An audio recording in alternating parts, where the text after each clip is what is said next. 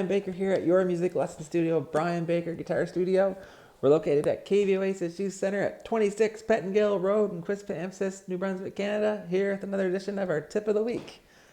Alright, so for this week, our Tip of the Week is on the ukulele, and we're talking about how to use a capo on the ukulele. So capos, you normally see them on guitars a lot, and students often ask, and they're wondering about capos on the ukulele. So what a capo is, just a little clamp or like a clothespin type of looking thing. We call it a capo.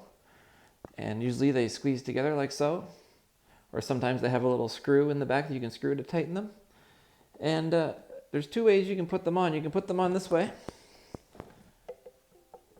Like that, which is technically upside down, what the directions say. That's the way I like it. I find that the handle of it stays out of the way the most. Or you can put it on this way, which is what I believe would be the way that you're probably technically supposed to. But anyway, I've always done it this way. That's the way we're going to do it today. So basically what you want to do with your capo is it raises your keys and it makes your ukulele start over again wherever you put your capo. So let's say you put your capo on the 2nd fret like that. Now your ukulele starts here. 1st fret, 2nd fret, 3rd fret. So what's going to happen is if you want to play A minor, you're going to play it here on the 2nd fret.